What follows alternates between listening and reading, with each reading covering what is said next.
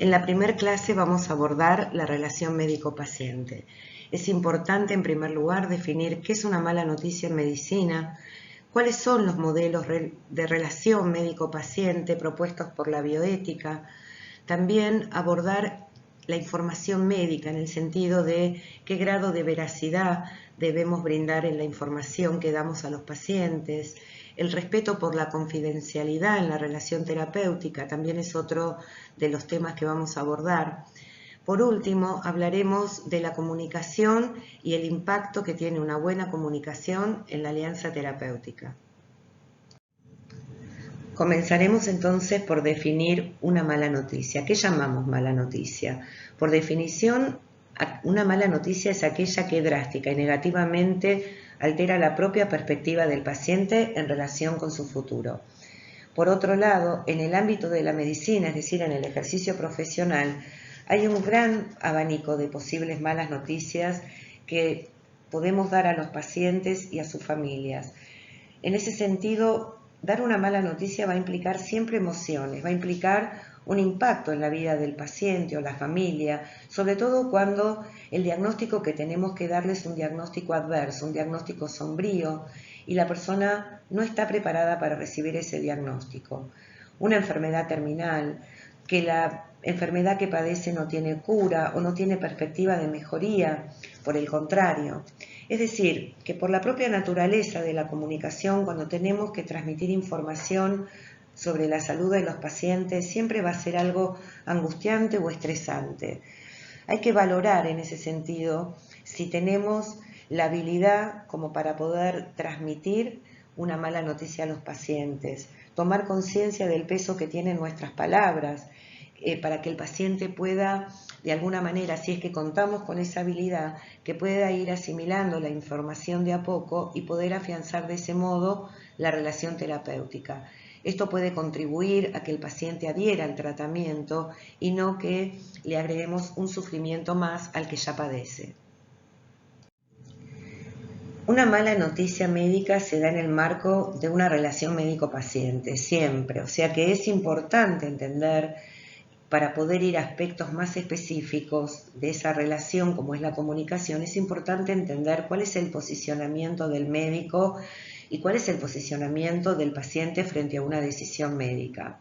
En las últimas décadas se ha ido transformando esa relación, se ha pasado de un modelo basado en el paternalismo médico a un modelo autonomista, donde el paciente es el protagonista, es agente activo frente a las decisiones sobre su salud en todo lo concerniente con los diagnósticos y tratamientos. Y de todos modos, el médico, si bien puede ofrecer su consejo, ser una especie de asesor técnico, brindar información, lo que no puede es tomar unilateralmente decisiones sobre la salud del paciente. Esta evolución de roles que se ha dado históricamente es la que nos permite hoy establecer un modo de comunicación con el paciente mucho más asertiva y mucho más basada en el respeto por la dignidad humana. En una relación paternalista, la relación es asimétrica, es decir, que tiende más a una especie de verticalismo. No hay una toma de decisiones que sea consensuada con el paciente, sino que el médico puede unilateralmente, como decíamos antes, tomar las decisiones respecto a tratamientos, a cómo decide dar los diagnósticos.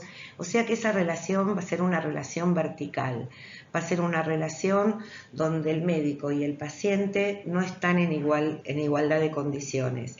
Esto significa muchas veces o lleva implícita la idea de que por el hecho de que el paciente padece alguna enfermedad no estaría a la altura de poder comprender o decidir sobre su propia salud.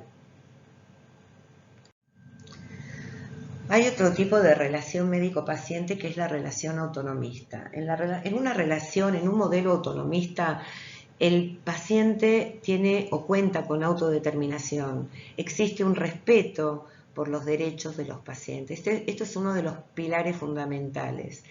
Si hablamos de información, de cómo se debe transmitir la información de los pacientes, tenemos que tener en cuenta que el paciente, según uno de los artículos de la Ley de Derechos del Paciente en relación con los profesionales de salud, El paciente tiene derecho a recibir esa información sanitaria, como también puede elegir no recibirla. Es decir, que los derechos del paciente son derechos subjetivos, todo lo que tiene que ver con el estado de salud y también con el estado de enfermedad. El derecho a recibir información en un paciente capaz es un derecho humano fundamental a la hora de dar un consentimiento informado válido. Esa información para el que el consentimiento que brinda el paciente sea válida debe ser dada de manera completa. Por otro lado, todo lo que tiene que ver con el derecho a la vida, el derecho a la salud, a la integridad física, a la dignidad, a la confidencialidad también de un diagnóstico, lo que busca, lo que se pretende es poder dignificar la vida, pero también dignificar, llegado el caso, que el paciente pueda tener una muerte digna. Vamos a hablar sobre la comunicación y la relación médico-paciente y por qué es importante una buena comunicación.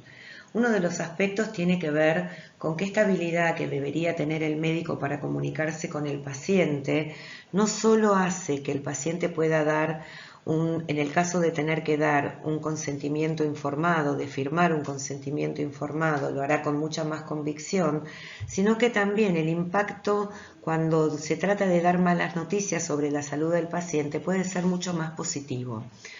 El médico no debería olvidar que más allá de los conocimientos técnicos y prioridades personales que existen en su profesión, para que exista una verdadera comprensión es necesario profundizar en la comunicación y en la información que se brinda. También debería tomar como parte de su rol profesional cotidiano el respeto a dos conceptos que son fundamentales. Uno de ellos tiene que ver con el manejo de la verdad de la información sobre la salud del paciente. Otro concepto también importante con respecto al quehacer profesional y cómo comunicar información médica tiene que ver con el respeto por el secreto médico, por la confidencialidad que debería guardar sobre un diagnóstico o sobre un procedimiento terapéutico. En cualquiera de estos casos es imprescindible que el médico tenga en cuenta que cuando se comunica con un paciente provoca reacciones tanto físicas como emocionales. Es decir, que las palabras en este sentido adquieren un valor fundamental y de eso dependerá cómo el paciente puede llegar a significar su enfermedad y su salud también, por supuesto. ¿Por qué es importante una buena comunicación? ¿Por qué le damos importancia al tema de la comunicación entre el médico y el paciente? Consideramos que es un factor fundamental simplemente porque entre el médico, el paciente y la familia, uno de los factores fundamentales es poder influir sobre el estado de ánimo de las personas que están involucradas. Vamos a lograr que el paciente con mucha más asertividad pueda adherir a los tratamientos y por otro lado, si el profesional de salud cuenta con empatía, esto le facilita de alguna manera el reconocimiento de los principales temores o preocupaciones que pueda tener tanto el paciente como la familia. Es fundamental que surja en esa relación un ámbito de confianza, un ámbito de diálogo basado en el respeto mutuo. Por lo tanto, todas las que tenga que ver con habilidades de comunicación va a tener como una especie de eficacia paliativa, ya que con frecuencia van a ayudar, van a contribuir para reducir los síntomas y de alguna manera poder aliviar el sufrimiento psíquico que también acompaña cualquier enfermedad orgánica en este caso. En esta segunda clase vamos a abordar aspectos psicológicos del paciente. Por un lado, los factores que intervienen en la reacción del paciente frente a la enfermedad. Vamos a abordar también aspectos defensivos, los mecanismos de defensa que utilizan los pacientes, aspectos psicológicos del paciente, el significado que adquiere la enfermedad desde una perspectiva psicológica. Vamos a abordar los pacientes con enfermedad avanzada y la importancia que tienen los aspectos familiares en estos pacientes. Vamos a ver los factores que intervienen en los modos de reaccionar del paciente frente a la enfermedad. En primer lugar, entender que cuando un paciente enferma, siempre enfermar supone enfrentarse a algo desconocido hasta el momento, algo que muchas veces es negado. Existen muchos factores que intervienen en esas reacciones que tienen los pacientes. Entre esas reacciones, una de de los factores importantes tiene que ver con la personalidad del paciente. Tenemos que analizar si se trata de una persona que es miedosa, una persona insegura, una persona que puede ser depresiva inclusive. Tener en cuenta la edad, es decir, si es una persona joven, puede ser que reaccione con más reactividad, con más enojo o con incredulidad, es decir, que no pueda creer lo que le está pasando por el hecho de ser joven. Otro factor puede tener que ver con el tipo de enfermedad, es decir, analizar si es un tipo de enfermedad que genera ansiedad, como suelen ser las enfermedades cardíacas o respiratorias, si es una enfermedad que produce culpa, si es una enfermedad que el paciente la significa como un castigo, es decir, lo que sucede generalmente con enfermedades de transmisión sexual. Si es una enfermedad que genera miedo como el cáncer, que paraliza muchas veces cuando el paciente recibe el primer impacto del diagnóstico que le da su médico. Si es una enfermedad crónica, tenemos que ver si el paciente acepta o niega ese diagnóstico, si piensa que la enfermedad es una oportunidad. Esto sucede con muchos pacientes o algunos otros pacientes que la viven como un desafío, es decir, como algo que viene a probar sus propias resistencias. También tenemos que ver qué tipo de reacciones tienen los pacientes.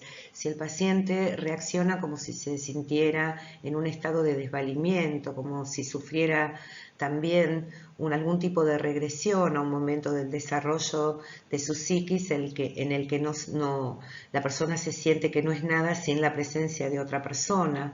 Y esto se expresa muchas veces con conductas que son dependientes, cuando la persona se siente vulnerable. También encontramos algunos signos de inferioridad en algunos pacientes, especialmente en personalidades de carácter. La enfermedad muchas veces es vista en estas personas como si fuera un signo de debilidad, lo cual les lleva a aumentar en cierta medida los montos de ansiedad que siente frente a algunos diagnósticos. También pueden reaccionar con ciertas conductas como si fueran fóbicas, ¿no?, de evitación. Y el médico debe tener en cuenta si el impacto hace sentir a la persona, por otro lado, sentimientos de rabia, sentimientos de agresividad, y el paciente empieza en esos casos a proyectar estos sentimientos sobre el personal sanitario. Esto es una de las posibilidades cuando los pacientes utilizan un mecanismo de defensa que es el desplazamiento. También es importante conocer, así como hemos hablado del desplazamiento, conocer si hay estilos de afrontamiento con respecto a la enfermedad, es decir, qué tipo de mecanismos la persona instrumenta como defensa frente al impacto emocional que recibe con una mala noticia. Esto es tan importante como también nos ayudará a conocer, el estado emocional que tiene el paciente, si el paciente cuenta o no cuenta con apoyo familiar o de amigos. O sea, conocer la dinámica de las relaciones puede afectar en mucho el comportamiento del paciente frente a su salud. No es el mismo impacto emocional el de los pacientes que tienen contención a los que no lo tienen. También se pueden presentar muchas veces, y esto es oportuno saberlo, si existe negación en las personas, es decir, vamos a observar en personas negadoras cuando tratan de eliminar todo aquello que remite a la enfermedad o sentimientos o pensamientos desagradables que les suscita esa misma enfermedad. Son personas que en general minimizan lo que les pasa como si fuera algo trivial. Esto generalmente se da en personas que son emocionalmente inmaduras, con alguna dificultad para tolerar la amenaza que le representa la enfermedad. Por otro lado, también hay personas que hacen formaciones reactivas, es decir, que tienen reacciones emocionales completamente opuestas a las que originariamente sienten. Los aspectos psicológicos del paciente con enfermedad avanzada. Prefiero referirme a paciente con enfermedad avanzada y no a paciente con enfermedad terminal. Por un lado, tener en cuenta que es importante en estos casos observar si hay disminución de las energías físicas, sobre todo cuando hay un sufrimiento que está localizado a nivel físico, ver si hay signos de angustia, de ansiedad, de depresión. los temores que alberga el paciente, el temor a la soledad, a estar inválido, a cualquier cuestión amenazante relacionada con la muerte.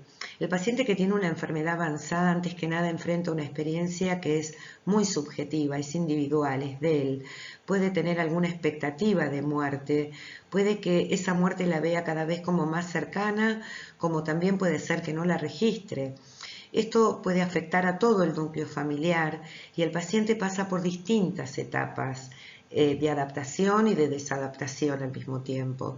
Esto claramente depende de los recursos de cada persona, de las familias, en ese sentido el afecto, la contención que reciba, como decíamos recién, es lo que le va a permitir al paciente poder asumir adecuadamente todos los cambios y las incomodidades que puede generar una enfermedad. Como hablamos recién de los aspectos psicológicos del paciente con enfermedad avanzada, también tenemos que tratar de abordar cuál es la significación que tiene la enfermedad para el paciente.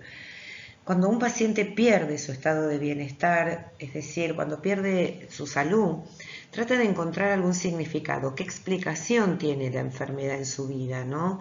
Y esto lo hará en función de las vivencias que haya tenido anteriormente.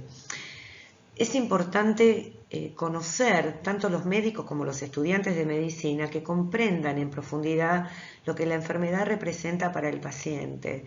También tratar de ver cómo el paciente supera, en el caso de poder hacerlo, las limitaciones que le impone una enfermedad cuando pierde capacidades. Si el paciente se resiste, si el paciente se enoja o niega lo que le pasa, como decíamos hace un rato, si la significa a esa enfermedad como un castigo, ¿no? Generalmente esto se da en personas con alguna enfermedad en la que no han podido colaborar pese a las sugerencias o las prescripciones médicas que le había hecho el profesional anteriormente, o cuando son enfermedades también de transmisión sexual. Habíamos dicho que muchas veces se viven como si fuera una especie de castigo. La enfermedad también puede significar algo natural, un hecho natural en la vida de la persona. Esto generalmente pasa en las personas, digamos, de edad, cuando ven que la enfermedad puede ser algo natural por el hecho de haber llegado a determinado ciclo vital. A veces los pacientes la significan como una necesidad, es decir, cuando el paciente encuentra como lo que se conoce como el beneficio secundario del síntoma, ¿no? En las consecuencias de la enfermedad, el paciente obtiene una serie de beneficios o ventajas, ya sea por algún apoyo familiar, porque se liberó de algunas responsabilidades desagradables que no quería tener, que de otra forma no podía obtener. Esto puede de alguna manera retrasar la cura o el alta del paciente. Y ahí es donde vemos, más que nada, claramente la manipulación de la enfermedad que puede darse tanto a nivel social como familiar o en el ámbito laboral. Vamos a incorporar ahora las creencias que pueden tener los familiares, ¿no? Creencias que pueden ser positivas o negativas. O sea, una de las creencias o preocupaciones que tiene la familia es conocer si la enfermedad es contagiosa, si es una enfermedad hereditaria, y en ese sentido pueden experimentar algún tipo de culpa por la transmisión que se ha hecho de la enfermedad. Hay familias que viven la enfermedad con faltas de expectativas sobre la cura o sobre la reversibilidad que pueda llegar a tener la enfermedad, o la asocian con algún sufrimiento, con la muerte, piensan que necesariamente el paciente tiene que sufrir o sufrir, que ya no existe nada más que ofrecer desde el punto de vista médico a la persona, y al mismo tiempo sienten temor a la morfina si fuera necesario administrarla en cuanto a los efectos adversos. A veces la familia piensa que es mejor para el enfermo ocultarle el diagnóstico o ocultar el pronóstico de la enfermedad, y todas estas fantasías pueden acontecer cuando no se maneja adecuadamente la información médica. Para poder abordar todos estos temas es importante obtener información también sobre los valores comunes que tienen dentro de las familias, las actitudes particulares de cada familia, de cada persona, la cultura, para poder tener una mirada integral tanto sobre el paciente como sobre la familia. La conspiración de silencio tiene lugar cuando se oculta la verdad, es decir, cuando se le niega al paciente el derecho que lo asiste a saber sobre su estado de salud. Y esta era una de las preocupaciones que veníamos abordando en relación a las familias muchas veces, ¿no? Un pacto de silencio siempre va a ser una barrera en el manejo de la información y la comunicación que debemos dar al paciente respecto a su salud. Sabemos que es difícil manejar la verdad, entonces se entiende que si cambiamos o omitimos la información, estamos protegiendo al paciente frente al impacto que puede tener al revelársele el diagnóstico sobre su enfermedad. En sí mismo la intención es misericordiosa, ¿no? Se considera una mentira altruista para con la persona, pero que le impide, por otro lado, decidir cómo quiere vivir o cómo desea morir. A veces el paciente o los familiares o el personal de salud tratan de no hablar de la enfermedad, ¿no? Como si hubiera un acuerdo implícito o explícito, ¿por qué no?, de no hablar sobre determinadas cuestiones de la enfermedad o del pronóstico de la enfermedad. Es decir, viven aparentando como que la vida cursa con total normalidad, pero implícitamente se sabe que hay algo que se debe comunicar y que es ético, por sobre todas las cosas, comunicarlo al paciente. En esta tercera y última clase vamos a abordar la comunicación de malas noticias, el rol de los profesionales de salud, factores socioculturales, aspectos básicos en la comunicación verbal y no verbal durante la relación médico-paciente, las estrategias para comunicar malas noticias y vamos a ver también cuáles son las barreras en la comunicación. Para comenzar esta clase tenemos que definir qué es una comunicación, qué significa comunicar. La comunicación se define como la interacción entre dos o más personas mediante un mismo código con la finalidad de transmitir un mensaje. Y en este sentido lo que tenemos que tener en cuenta que al ser cada persona diferente según sus vivencias o sus experiencias, las creencias que tenga en otras situaciones, ocasiona que el proceso comunicativo con cada persona va a ser distinto. Lo que debemos resaltar es que si la comunicación es para dar una mala noticia, debemos considerar que esa mala noticia la define la persona que la recibe y no la persona que da esa noticia.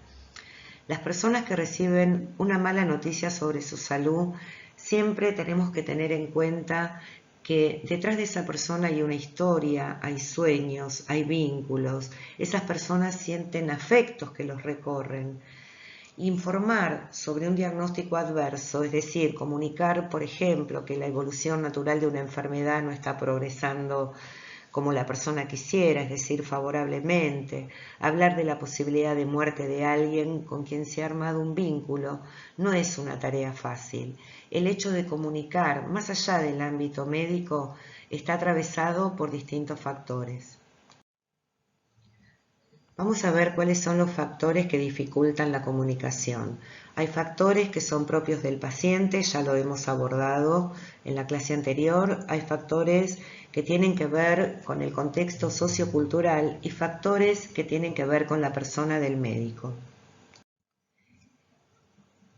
En el médico, uno de los temores es a causar dolor. Los profesionales muchas veces no se sienten preparados para esta tarea. Y esto puede ser fuente de ansiedad para el profesional de salud.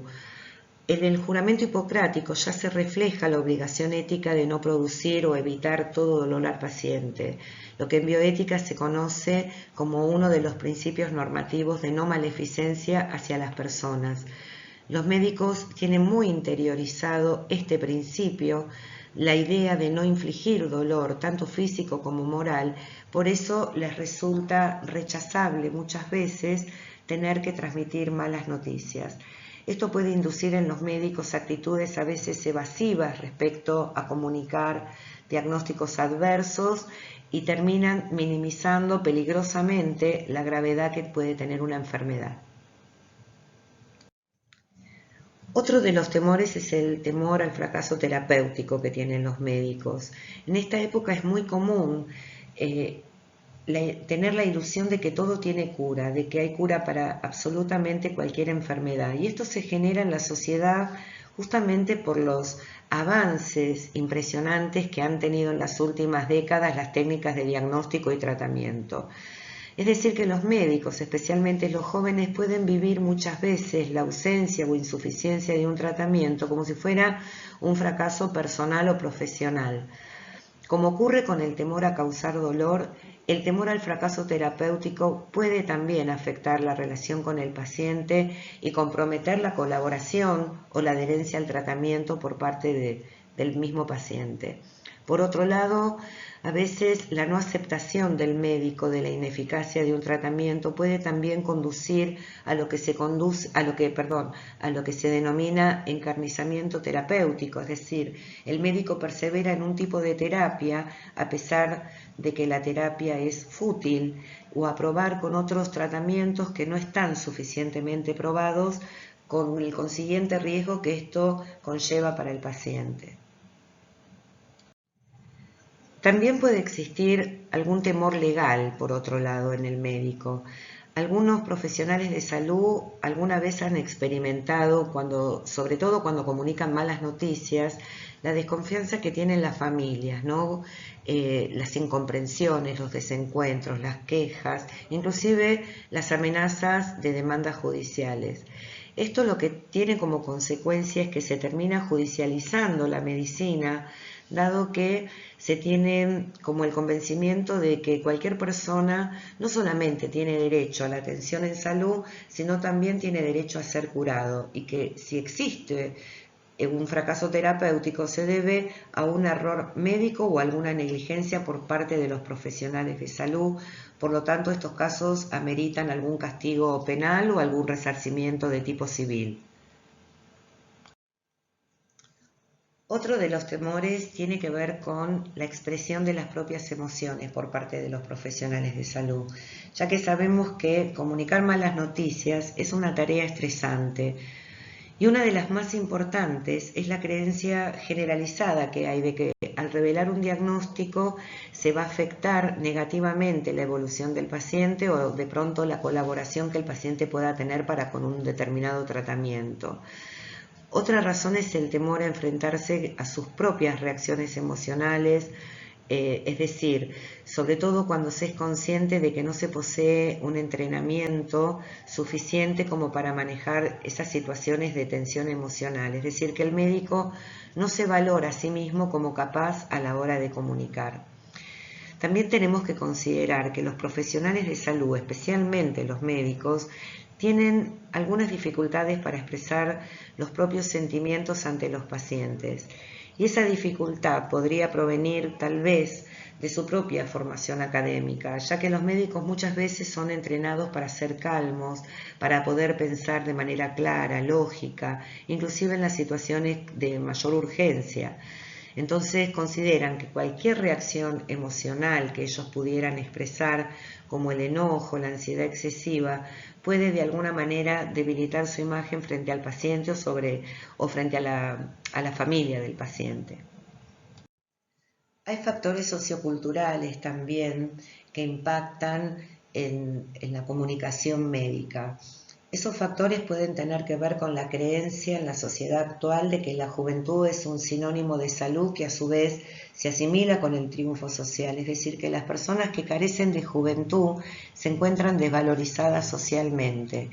Y si a esto le agregamos que puede tornarse mucho más doloroso todo este proceso cuando estas personas reciben malas noticias y que estas malas noticias llevan implícitas el riesgo de morir.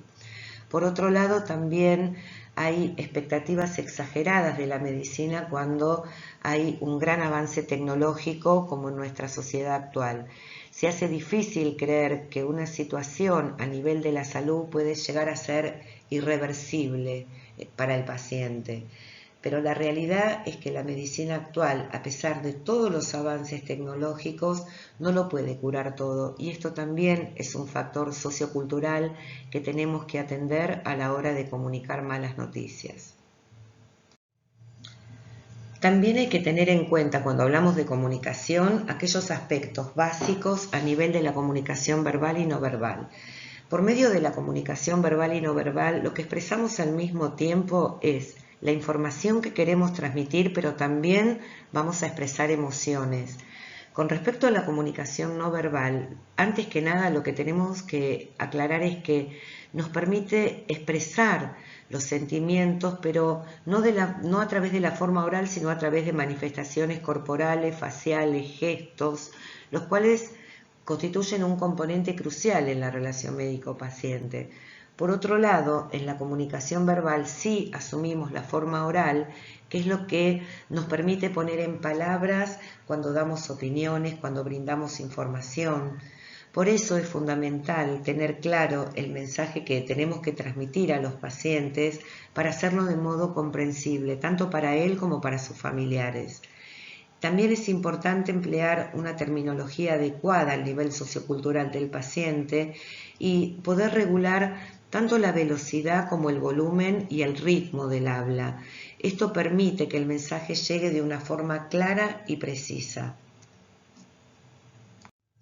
Hay aspectos importantes en la comunicación no verbal que tenemos que tener en cuenta. El lenguaje no verbal es el que nos acompaña desde antes de adquirir el lenguaje propiamente humano. Es el lenguaje más instintivo, la expresión facial, los gestos, la mirada, nuestros modos de acercarnos físicamente a otras personas. Es decir, que es el lenguaje o modo de comunicar pero sin palabras. El cuerpo es el que transmite constantemente información sensible sobre nuestras intenciones, sobre nuestros sentimientos e inclusive nos pueden ayudar a conocer sobre la personalidad de otra persona. Incluso cuando estamos quietos o en silencio o no respondemos, esos gestos o posturas o miradas dan información sensible sobre cada persona y sobre nosotros mismos. Hay estrategias para la comunicación de malas noticias médicas y para ello vamos a abordar el protocolo de malas noticias diseñado por Bookman.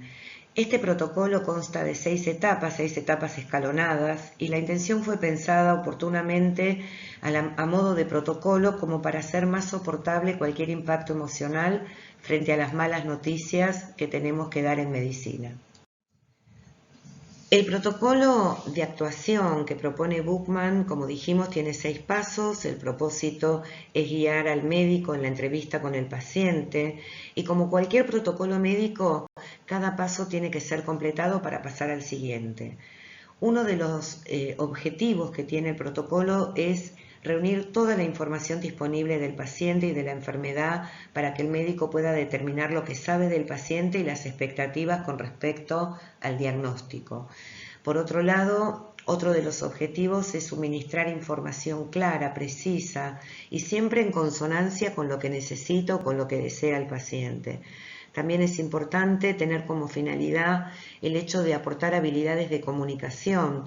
Esto es lo que va a permitir, de alguna manera, reducir el impacto emocional que una mala noticia puede tener sobre el paciente y de alguna manera nos va a ayudar a poder consensuar un plan de tratamiento que nos permita contar con la actitud colaboradora del paciente con su propio tratamiento. En la primera etapa es muy importante la preparación de la entrevista.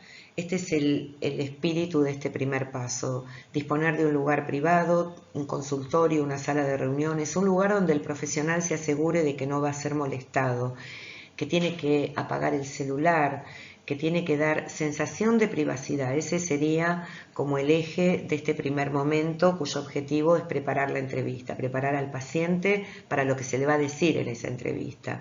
Hay muchos pacientes que desean tener cerca en esos momentos algunos familiares, y es importante preguntarle en ese sentido si quiere estar acompañado por algún familiar en particular. Asegurarse también del tipo de parentesco que existe entre la persona y esos familiares presentes. Se debe transmitir en todo momento la sensación de que no se tiene apuro, que aunque estemos 15 minutos, esos 15 minutos son del paciente y su familia sin ningún tipo de interferencias.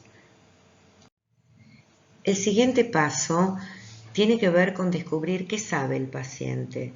Este paso básicamente se orienta a averiguar cuánto sabe el paciente de su problema, pero a la vez que se cumple con este objetivo, es importante saber qué se le ha dicho de su problema hasta ese momento.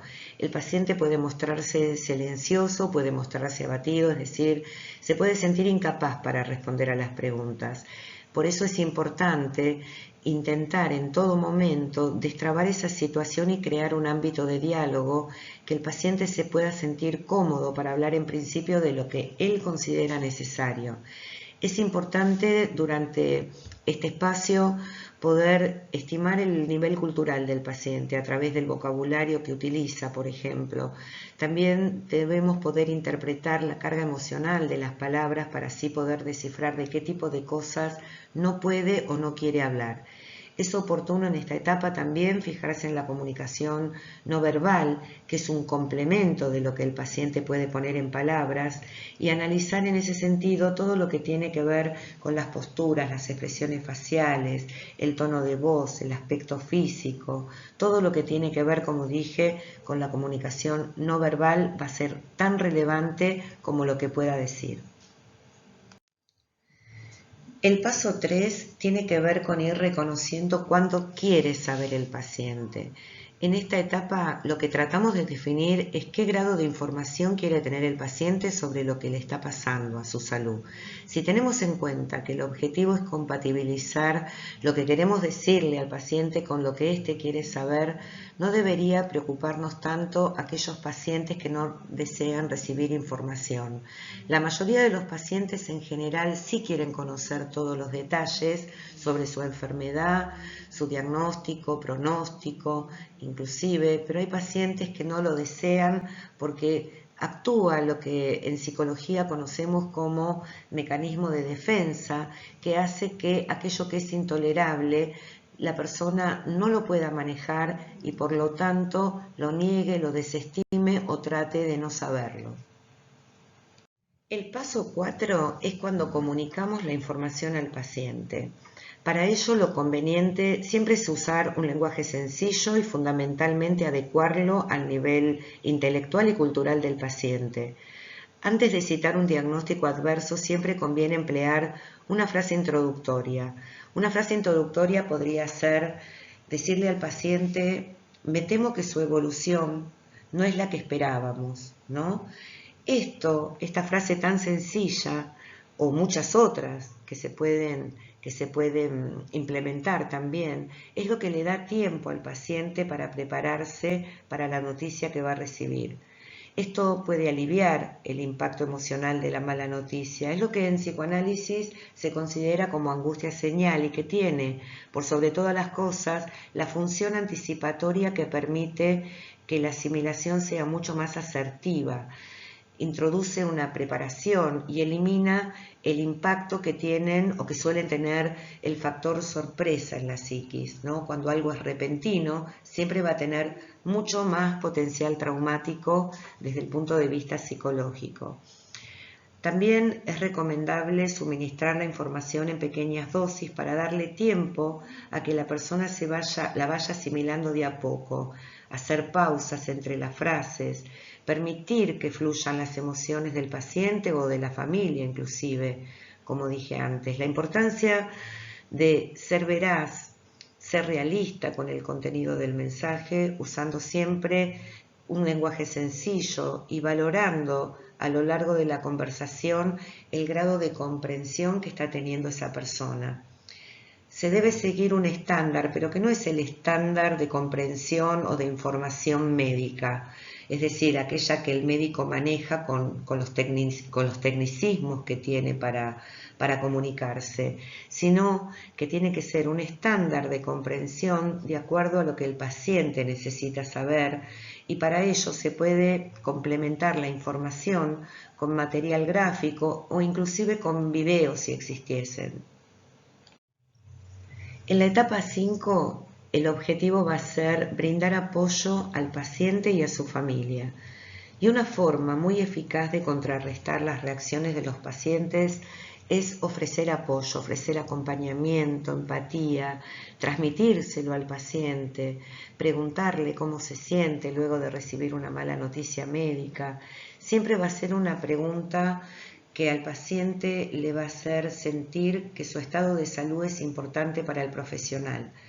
También es recomendable transmitir al paciente que los sentimientos y reacciones que tiene son legítimos, es decir, que son comprensibles. También es importante dejar pasar cierto tiempo para que el paciente pueda expresar libremente los sentimientos que tiene. Los aspectos transferenciales son muy importantes, tanto del lado del paciente como del profesional. Esto es una pieza clave en estos momentos. ¿Qué genera el profesional en el paciente y qué genera el paciente en el profesional?